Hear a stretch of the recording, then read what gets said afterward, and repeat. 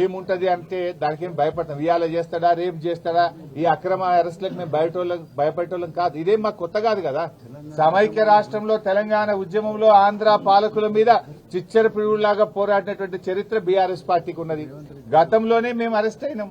తెలంగాణ కోసం పోరాటంలో కేటీఆర్ గారు అరెస్ట్ అయ్యి వరంగల్ జైల్లో పడ్డారు. మా నాయకులందరూ కూడా అరెస్ట్ అయ్యి జైళ్లలో పడ్డారు. ఏం జరిగింది? తెలంగాణ రాష్ట్రం వచ్చింది. ఈ రాష్ట్రానికి మేలు జరిగింది. ఇవాళ రేవంత్ రెడ్డి గారు మీరు అన్నట్టు ఇవాళ అరెస్ట్ చేస్తాడా, రేపు అరెస్ట్ ఆయన ఇష్టం, చేస్తే చేయని. ఇది అక్రమ అరెస్టు. మాకు న్యాయస్థానం మీద నమ్మకం ఉంది. దానికి మేము భయపడం. తప్పకుండా లీగల్ గా ముందుకు పోతాం. 9వ తేదీ వాళ్ళు నోటీస్ ఇచ్చారు. డెఫినెట్ గా 9th నాడు కేటీఆర్ గారు మేము హాజరవుతాం. మొన్న కూడా హాజరయ్యారు కదా. 45 నిమిషాలు రోడ్డు మీద నిలబెట్టినా కూడా ఓపిక్ గా నిలబడి నేను విచారణకు వెళ్తాను అని అంటే కూడా వాళ్ళు విచారణకు లోపలికి తీసుకోకుండా రోడ్డు మీదనే లెటర్ తీసుకొని మాకు రిసీవ్డ్ కాపీ ఇచ్చారు.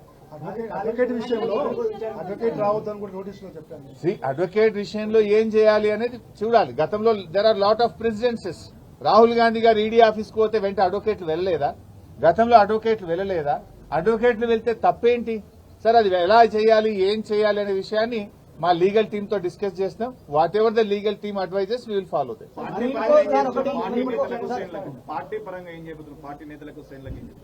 ఏం చేయాలని మేము ఆలోచిస్తాం. మేము కూడా డెఫినెట్ గా పార్టీ ముఖ్య నాయకులందరూ కూడా ఇక్కడ సమావేశం అయి ఉన్నాం. గవర్నమెంట్ యొక్క చర్యల్ని బట్టి పార్టీ పరంగా మేము ఎలాంటి నిర్ణయాలు తీసుకోవాలనే దాని మీద చేస్తాం. ఒకటి మాత్రం క్లియర్ బై సార్, ఆయన అరెస్ట్ చేయని ఇంకా 100 కేసులు పెట్టని రేవంత్ రెడ్డి ప్రశ్నించడం ఆగది. రేవంత్ రెడ్డి ఈ ప్రభుత్వం ప్రజలకు ఇచ్చిన హామీలు అమలు చేసే విషయంలో బీఆర్ఎస్ పార్టీ పోరాటం ఆగదు. We will go on fight. ఆయన మీద పోరాటం చేస్తూనే ఉంటాం. ఆయనను ప్రశ్నిస్తూనే ఉంటాం. వాళ్ళ అవినీతిని బయటపెడుతూ ఉంటాం. వాళ్ళ ఫెయిల్యూర్స్ ను కూడా ప్రజాక్షేత్రంలో బట్టబయలు చేస్తాం. ప్రజల పక్షాన, రైతుల పక్షాన, మహిళల పక్షాన, కార్మికుల పక్షాన మా పోరాటం కొనసాగుతుంది. బైసాబ్ దాని మీద నిన్ననే కేటీఆర్ గారు కూడా స్పష్టంగా చెప్పారు. గ్రీన్ కో ₹1 రాష్ట్ర ప్రభుత్వం ఇచ్చిందే లేదు. అసలు నీకు ఎవరికైనా కంపెనీకి నువ్వు సాయం చేస్తే వాడు నీకు ఉల్టా పైసలు ఇస్తే అక్కడ అవినీతి. గ్రీన్ కో ఈ రాష్ట్రంలో కాంట్రాక్ట్ చేసింది లేదు. గ్రీన్ కోకు రాష్ట్ర ప్రభుత్వ ఖజానా నుంచి ₹1 ఇచ్చింది లేదు. ఇంకా అవినీతి అనే ప్రశ్న ఎక్కడిది? గ్రీన్ కోకు ఏమిచ్చింది రాష్ట్ర ప్రభుత్వం? కాంట్రాక్ట్ ఇచ్చిందా, డబ్బులు ఇచ్చిందా? గ్రీన్ కోకు మేము చేసిన సాయం ఏంది? అసలు ₹1 గ్రీన్ కోనే ఉల్టా ఖర్చు పెట్టింది హైదరాబాద్ ఇమేజ్ కోసం, హైదరాబాద్ బ్రాండ్ ఇమేజ్ కోసం. గ్రీన్ కో వాళ్ళ సొంత డబ్బులు పెట్టి ఈవెంట్ నిర్వహించారే తప్ప రాష్ట్ర ప్రభుత్వం గ్రీన్ కోకి ఇచ్చింది అయితే ఏం లేదు కదా. హైదరాబాద్ మాదాపూర్ లోను, మచిలీపట్నంలోను ఏసీబీ రైట్ సైడ్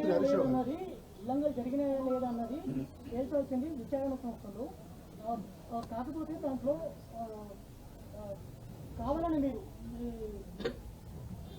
వైసాబ్ విచారణ జరగడానికి వెళ్ళింది కదా కేటీఆర్ గారు. ఏసీబీ నోటీస్ ఇస్తే మేము ఎక్స్టెన్షన్ ఇస్తాము, మాకు బిజీ ఉన్నాము, మళ్ళీ వస్తామని కూడా చెప్పలే. వాళ్ళు ఇచ్చిన టైంకు, ఇచ్చిన తేదీకి కేటీఆర్ గారు నిజాయితీగా ఏసీబీ ఆఫీస్కు పోయినాడు. ఎందుకంటే ఆయన తప్పు చేయలేదు కనుక ధైర్యంగా, నిర్భయంగా ఆయన విచారణకు హాజరయ్యాడు. రేపు 9వ తారీఖు పిలిచారు, తప్పకుండా వెళ్తాడు ఆయన.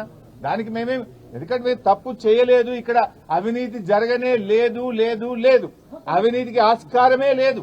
అందువల్ల ఇక్కడ మేమెవరం కూడా భయపడే పరిస్థితే లేదు. సారీ, కాళేశ్వరం డటా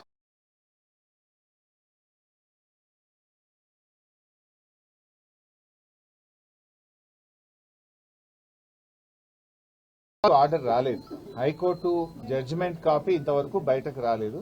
వన్స్ ఒకసారి జడ్జిమెంట్ కాపీ అనేటువంటిది బయటకు వస్తే దాంట్లో ఎలాంటి అబ్జర్వేషన్స్ ఇచ్చారు దాన్ని పరిశీలించి మా న్యాయవాదులు మాకు ఇచ్చే సలహా ఆధారంగా ఎప్పుడు వెళ్లాలా వద్దా, ఏం చేయాలి అని లీగల్ టీం యొక్క సజెషన్ మేరకు ఆ జడ్జిమెంట్ కాపీ చదివిన తర్వాత మేము నిర్ణయం తీసుకుంటాం. Last question, political motive case అని మీరు అంటున్నారు. అంటే ఆ వెనకాల ఉన్న మోటివ్ ఏంది? గతంలో మీరు రేవంత్ రెడ్డిని అరెస్ట్ చేసి రేవంత్ రెడ్డి అరెస్ట్ కు నోట్ల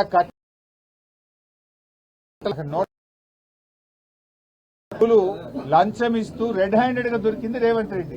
అసలు ఇక్కడ కేటీఆర్ గారు ఒక మినిస్టర్ గా హైదరాబాద్ బ్రాండ్ ఇమేజ్ పెంచడానికి ఈ కార్ రేసింగ్ ద్వారా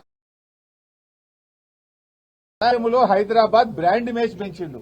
కేటీఆర్ రాష్ట్రానికి మేలు చేసిండు, హైదరాబాద్ కు మేలు చేసిండు.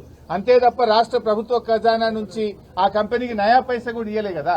డబ్బులంటూ ఇస్తే కదా నీకు ఏదైనా వాపసు వస్తే కదా అవినీతి అనేది. నువ్వు రూపాయి ఇచ్చింది లేదు, చారన్న నీకు వచ్చింది లేదు, ఇంకా అవినీతి ప్రశ్న ఎక్కడదండి? ఆయన్నేమో నోట్ల కట్టలతో రెడ్ హ్యాండెడ్ గా దొరికిండు. అసలు ఆ కేసుకు ఈ కేసుకు లింక్ ఏముంది? మోకాలకు బోడగుండుకు పెట్టినట్టు. Thank you.